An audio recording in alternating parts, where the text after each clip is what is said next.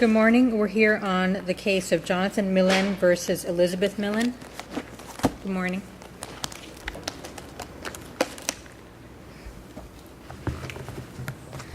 May it please the court, Karen Haas on behalf of Jonathan Millen, appellant, and petitioner below.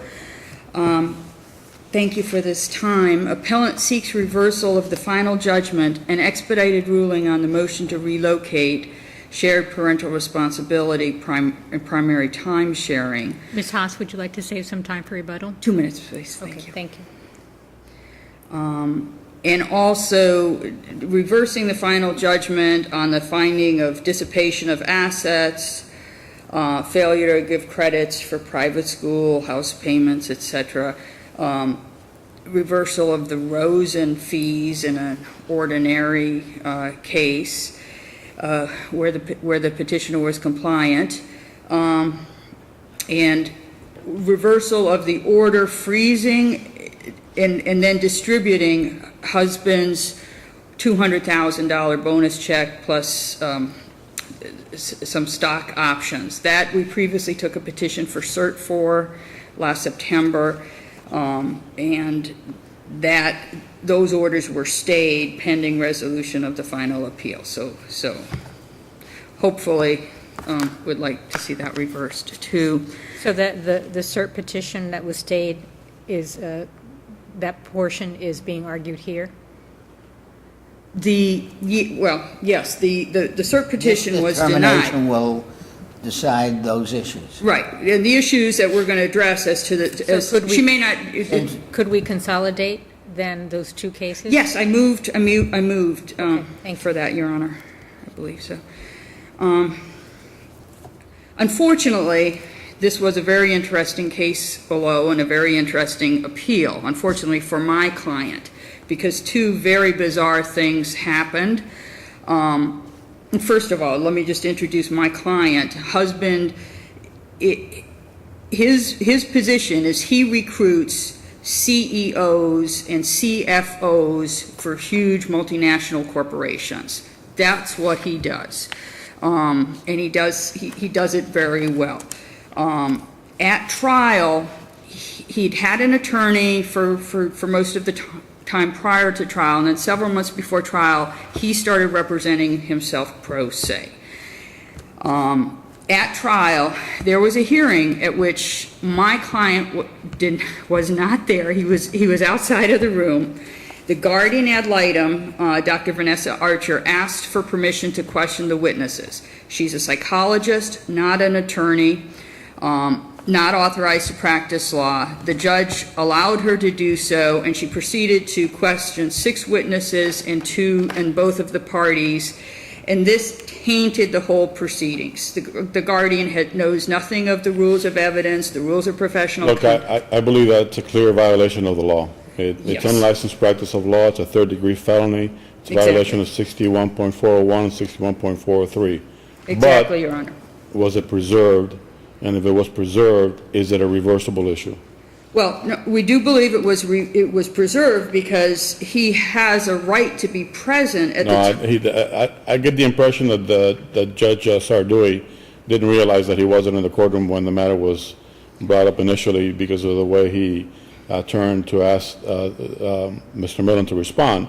However, as soon as he got back in the courtroom, Judge Sardui told him what was going on and sought his input, I suppose. Right. He handed him, this is what we've decided. Is that all right with you? So my question to you is, under those facts, is that a reversible error in this case? I believe so, because it went to the very heart of everything that happened afterwards in the trial, including all of the improper argument. And the judge, it was improper. How do you believe that it was preserved? Well,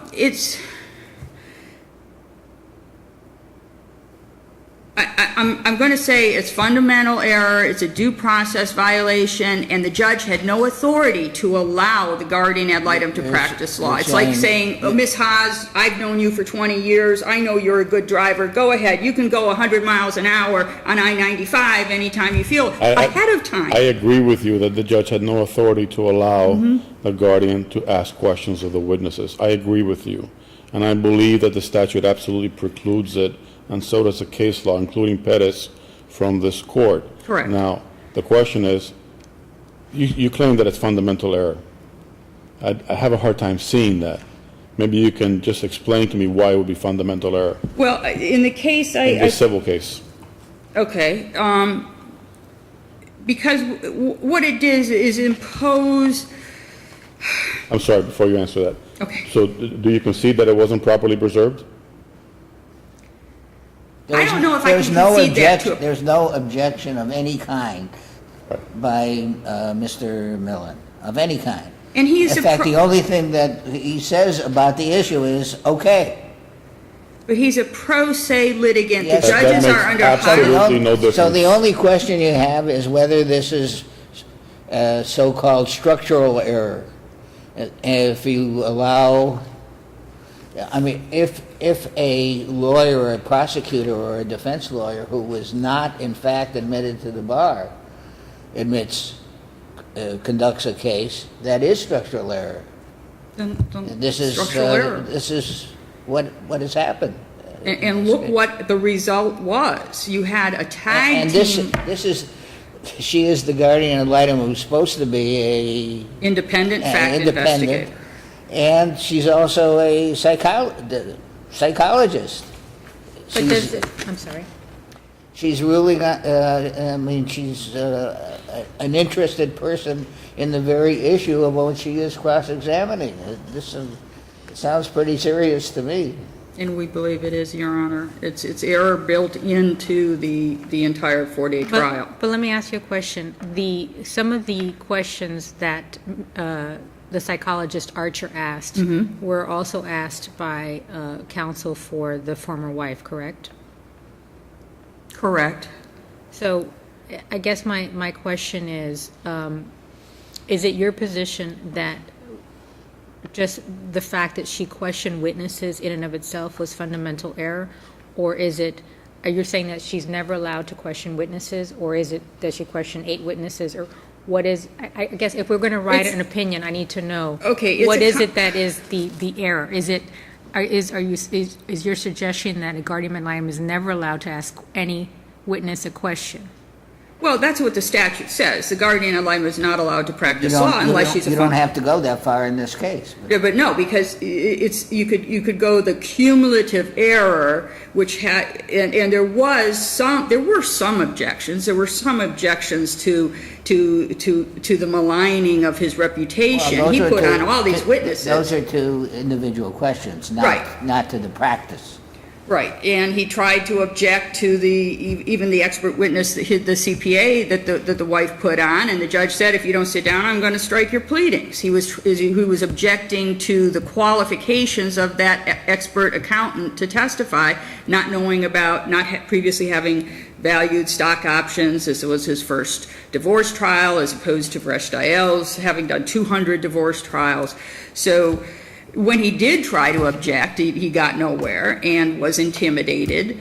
I think the case law on improper argument seems there's a direction it goes where you have some objections, some unpreserved error, and they'll say, well, the cumulative effect of this deprived the party of due process. Let me ask you something. The questions that were posed by Dr. Archer, were they that dissimilar to the ones that have been posed by Ms. Baird? Well, the one thing that really struck me was her examination of Dr. Shekowitz, because Dr. Shekowitz was a court-appointed IME psychologist. He did his exams at both, and he was fine. They both make good parents, and there may have been some the wife says there were some comments right at the time she announced she wanted a divorce, but that's understandable. It's in my footnote in the initial brief. So he was in a fairly neutral position, but then he's got his colleague and friend grilling him, trying to get him to use the word psychopath and sociopath. I'm embarrassed to even use these words as a lawyer, but this is what went on at the trial from a psychologist. She's not a psychiatrist, and no based on hearsay of the wife. She said that he said, okay. as to impertinent and really so what things that became, that became the whole theme of the trial, when this is a guy, he paid everything. He paid for the house. He paid off the mortgage when they sold the house. He paid the private schooling.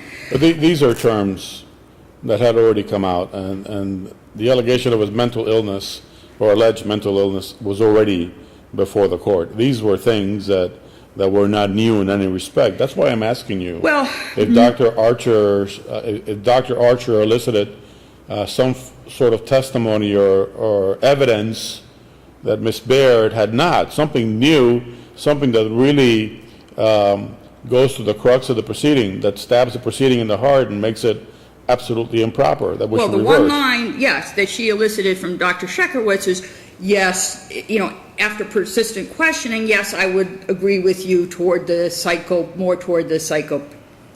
Which is not really relevant. Even if he... None of it is. If he is a psycho, what does that have to do with who should have the children? Which is what I suppose it was relevant to. Yeah. It certainly wasn't relevant Yes. to the money. I mean, psychopaths' money is as good as anybody else's. And it wasn't. There's argument of counsel and what counsel said.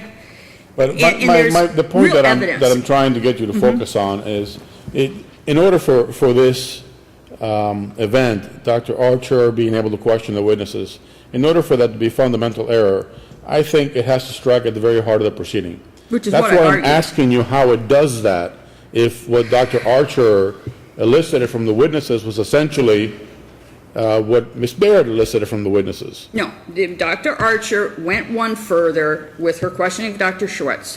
She went where Ms. Baird did not. And it was, let's remember, let's just visualize the trial. This is a tag team. Well, but let me First ask Dr. you- Archer, then Ms. Baird, and then the pro se. Ms. Haas, I'm asking a question. Thank you. But let me ask you a question. In terms of the trial court made specific findings. Obviously, he was there, and there was testimony that he found that the husband was not truthful, and that was obviously based on the husband's testimony that, and the wife's testimony that he had lied about having cancer, that he was a secret agent. I mean, clearly, the trial court made a credibility determination as to the husband. I mean, that was based on testimony that had nothing to do with Dr. Archer. Your Honor, with all due Or what respect, she elicited. there was It no also had nothing. testimony. It also had nothing to do with the case. It had nothing to do with the case. This was a man who's an American hero. He was an Army Ranger. He had a military Well, that background. also has nothing to do with the case. It may not, but Well, what does they have made to- it. They what made it does the have case, to and they do- Ms. ridiculed. They Haas, savaged Ms. him. Haas. Yes. When anyone on this bench speaks, Oh, I'm sorry. you stop talking. Okay. I'm trying to- What does have to do with this case is the fact that he depleted their assets and bought a house in Charleston, South Carolina.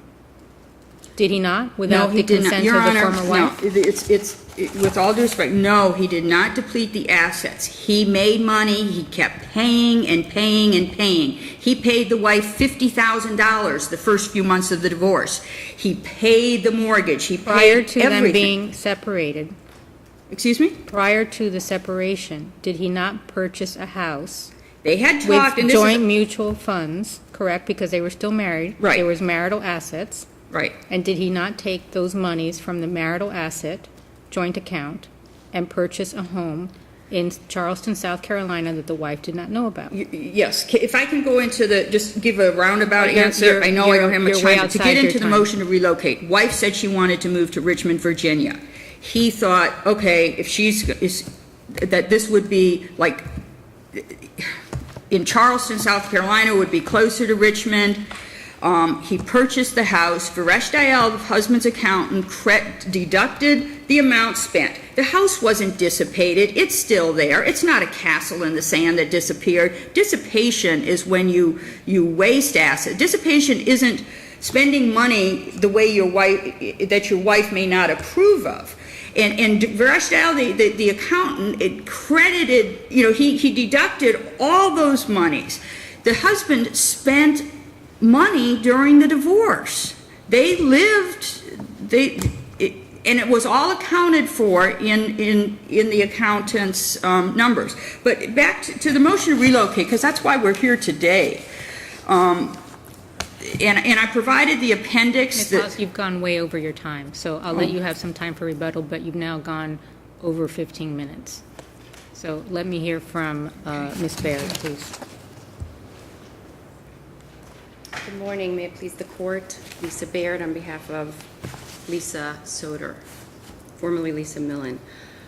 So how would you characterize the testimony elicited by Dr. Archer in comparison to the testimony or evidence that you elicited? Less astute. I put on a solid case. No, but what I'm asking is, was she asking about the same things that you were asking, or was it The totally same different? things. No, all the same things. They asked Mr. Millen. He stepped out to get his psychiatrist. He brought in his psychiatrist. He wasn't gone a long time. He stepped to get him. And then he came back, and the judge, I give you the colloquy. And he asked him, okay? Okay. He had no problem with Dr. Archer. The July 20th conversation. That wasn't what I was asking. That is not in dispute. The question is whether it was fundamentally, structurally incorrect Absolutely to not. permit the guardian ad litem, forget the fact that she's not a lawyer. She's a guardian. If she were a lawyer, she's the guardian ad litem. She's supposed to be a neutral. She's not supposed to be cross-examining the other one side's witnesses, which is what she was doing. Actually, she was an obvious partisan in this case. Actually, the Miller case found that that was permissible, pursuant to That was an statute. attorney. But as attorneys, I serve as a guardian ad litem. As attorneys, we're not allowed to wear the attorney hat at the same time. 403 says that. 61.403 says exactly that you are not permitted to do both. And you know, everyone here realizes that a guardian ad litem is a party in a case. But even 61.401 tells you that the guardian ad litem is not permitted to participate in the proceeding to the extent that she's acting as a lawyer. And yet the Miller case interprets it differently, Your Honor, That's with all not due correct. respect. Miller's talking about an actual attorney. What Dr. Archer did is break the law. She committed a third-degree felony. The only saving grace may be that she was permitted to do so by the trial court. Yes, she was. And actually, this court dealt with this issue in October on another case in which Dr. Archer questioned the witnesses as well. The guardians always, at every deposition, question the witnesses. They fully, actively participate in the trial. This was not unusual. This is not breaking the law. It's But not. more- It may be not unusual, but it's usually wrong. the question. If it's not unusual, it's usually and invariably wrong. This is not what a guardian ad litem is supposed to be. Well, I respect your opinions, Judge Schwartz. We actually I'm glad all do. that you do. We absolutely all do. But I want to point out for the Millen case, that's fundamental error. This wasn't a question of, I kind of lean toward the wife. This guy lied. I identify the lies for you. Fundamentally lied. That's the Lied fundamental about, part. what did he lie about? He lied about having terminal brain cancer. What He was does gonna that be in have to hospice do with care. the case? Well, for one thing, when a person doesn't have brain cancer, never had it, when he doctored a radiology report in order to convince his wife that he had it, when he applied a TENS unit, you tend to think What there's does it something have to wrong do with with him. the case to be decided by the judge? Did he tell the judge that he had brain cancer? Of He course told not. his wife that he had brain cancer. And he told his coworker, and he applied a TENS unit. He's a very bad guy. He's a big liar. He's a pathological liar. Correct. He makes and spent and gave a lot of money. You Not to didn't- the wife he didn't. Just a minute. You didn't look at his money to say this money is tainted because it was given to me or by a pathological liar. Was there any showing that the pathological lies affected his ability to be a good father? Yes, absolutely. In what way? Sure. It's detailed in the final judgment regarding sole parental responsibility. What? Regarding sole parental responsibility at Only page with 6. that, and the main focus there was with respect to medical decisions. I understand that. I know what the final judgment says. Sure. But the gentleman has time sharing with a minor child Yes, unsupervised, yes, 1 weekend per month. yes. So I can imagine that the court would have made a determination that he's somehow dangerous to the child and give him unsupervised time sharing with a minor child. It doesn't make sense. It was for the time periods. They didn't want extended time with this man. Well, what he didn't want him to do is make medical decisions. Didn't want him Because to he make was any concerned about him decisions. making medical decisions that would affect the child negatively. Understood. And with all due respect, also that any decision he would use to extract an advantage from the wife, try to get something from her, try to control the That was clear in situation. the final judgment, yes. This was just name-calling, wasn't it? In the absence of any showing that it affected, 4 months is okay? Do you cross appeal from the 4 months? I'm sorry, what are you talking about? Did you cross appeal from this time sharing which was granted him? No, there's no Or cross. claiming that it should have been supervised? No, there's no cross appeal. There's no cross appeal. I mean, quite frankly, yes, we had the motions prepared post-trial. That's what the wife wanted to do. She was very upset with these recommendations. Right. But she proceeds because we hoped that he wasn't going to take an appeal. But this is fundamental error? On this record, Well, with this man we lying? asked whether it was fundamental error. No, No one has said that it's fundamental error. Okay, because I guess that's the only way you get around the So obvious why don't you waiver. tell us how it's not? It's not fundamental. Well, first of all, we only get to that discussion because he What if- obviously what if- waived Because what? any objection. He obviously waived any objection to Dr. That's why Archer. it has to be fundamental error. Exactly. Right, So yeah. that's how we get to the discussion. There's no fundamental error here. That would have to go to the core of the proceeding. Well, let me He ask you, cross- let me ask you a question. Because we're getting caught up in the Dr. Archer issue, but there are other issues that have been appealed. Obviously, your client is not seeking alimony, so Correct. that's not an issue here. So why don't you address some of the issues that she raised, Ms. Haas, in her initial brief, if you may? Financial? Sure. Sure, financial. We had the discussion with the trial court actually just before the court ruled. And it's actually, I mean, I provided you all with the case law that indicates on a divorce case, it's incumbent upon the court to look at the judgment as a whole, make sure overall it's fair to both of the parties. So I provided the case law that talks about the interrelation of the remedies. That's exactly what we suggested. We suggested that the court, she had a great retroactive/temporary alimony claim because she was a stay-at-home mom initially before she got her $100,000 job. And the So- retroactive support was in the amount of, what, 16,000 and change? Well, that's just the child support. There's child support and there's alimony to the wife. Remember, she was a stay-at-home mom until March of 2011. So Right. she had several months there where he made $500,000 and she made nothing, and he gave her $1,000 a month, in addition to paying for the house. So what we suggested to the court on balance at the conclusion of all the evidence was that instead of alimony, you simply incorporate these dissipated assets. Remember, his base salary, Mr. Millen's base salary was $206,000, including his car allowance. So it was incumbent upon him under the case law to prove what he spent all of their assets on. How does one spend thousands upon thousands of dollars? And our accountant went through great pains to indicate $200,000 on your own credit cards that did not benefit the wife or child, $200,000 on miscellaneous, $74,000 on a secondary house, just so you could prove this 50-50 scenario that never existed. And that goes to the custody and how it impacted it. Who does that? She had been a stay-at-home mom. He turns it into a one-week scenario. I tried to give you all a flavor. The trial court said if he takes an appeal, y'all are not going Custody to is understand not this. supposed to be, I've said this many times, usually in dissent, that custody is not supposed to be a determination of who is the better person. It's supposed to be who is a decent parent, Who's the better parent? equally so. It's a It better is parent. not, this is a view of the record, which is obviously taken both by Dr. Archer and the trial judge, that this is a very bad guy. And whether how that affects the real issues that are before him and us, I do not understand. Judge, I confess to being unable to understand, as I say, as I have often in the past.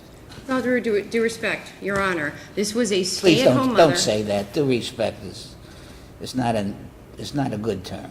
Okay. Then, Your Honor. Great respect would be okay.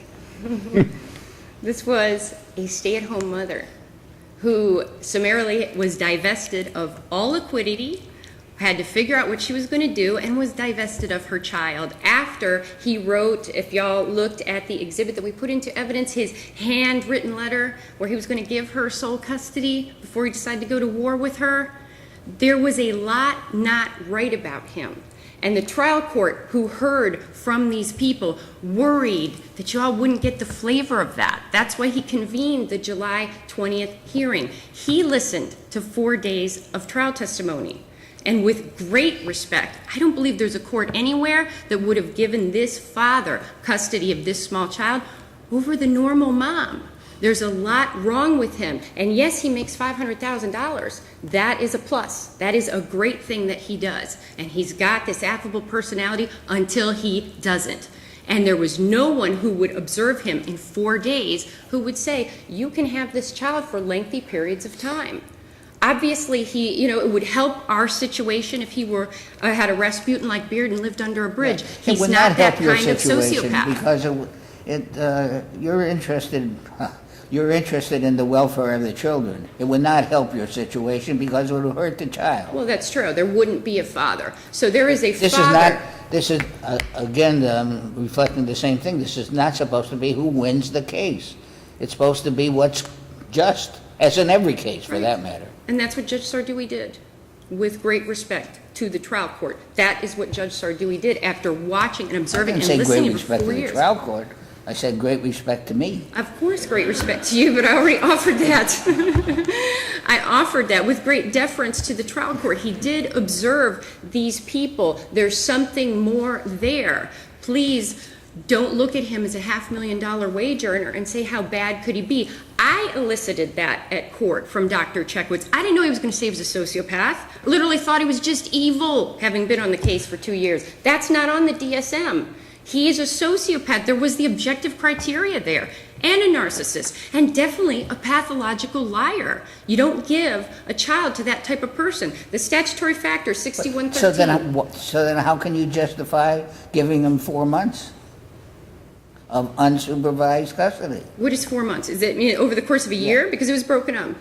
Because in short spurts, and he's always with TJ, they now live in South Carolina, and he has his elderly parents there. In short spurts, he's got an affable personality, but there's something not right. That's why you meet him or you see this brief record, you don't get the flavor of it. You spend 4 days, and the trial court sure did.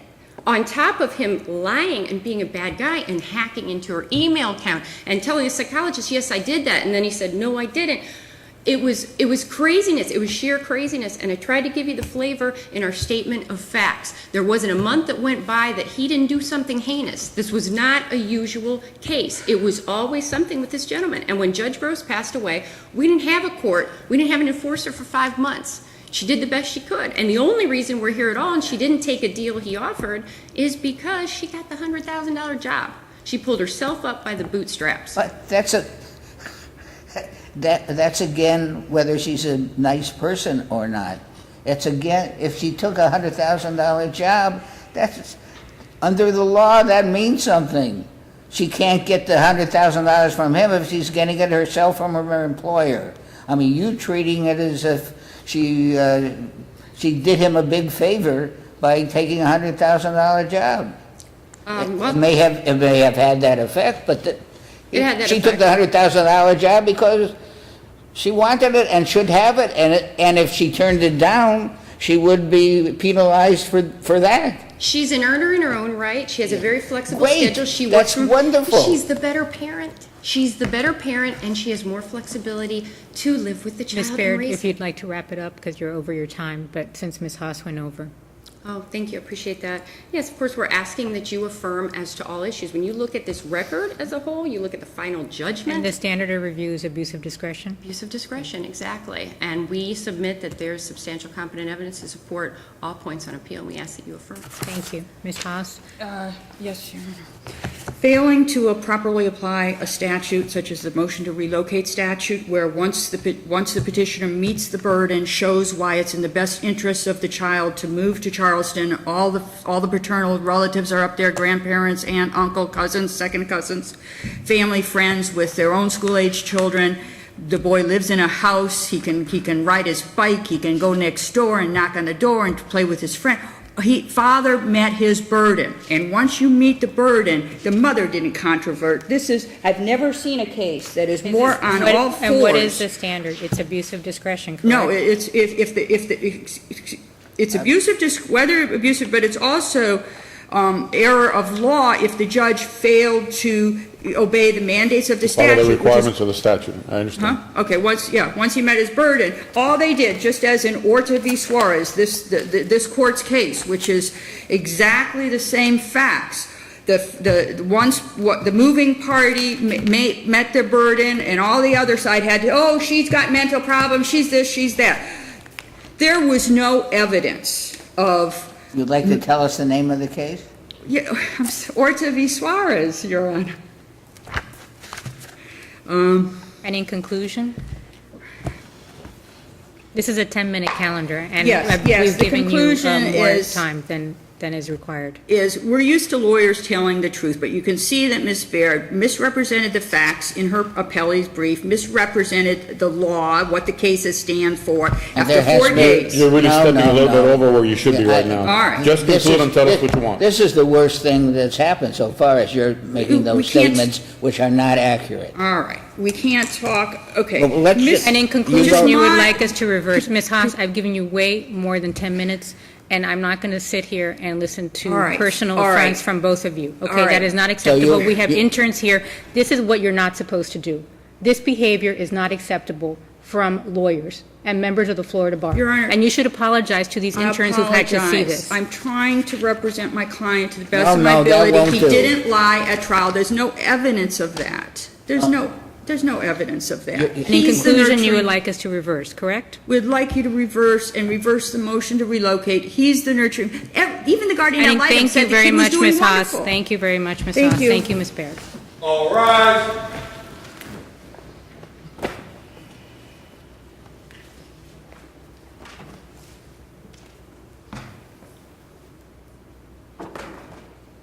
Court is adjourned.